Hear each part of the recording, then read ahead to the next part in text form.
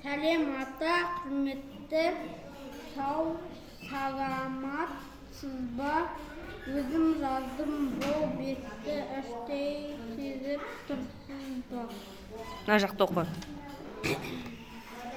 Гаухар адына хаба алғама жазды елімізде халық қаһарманы деген атақ бар. Осы атақтың игерген білесің бе? Білесің бе? Жақсы. Оқу жақсы. Так, жазуды көрейік. Мен саған ертең кейін Қ әрпін үйрете берем. Қ әрпін мен саған жаз дедім. Т-ны жаз дедім. Жазу жолына сақтамай жазасың.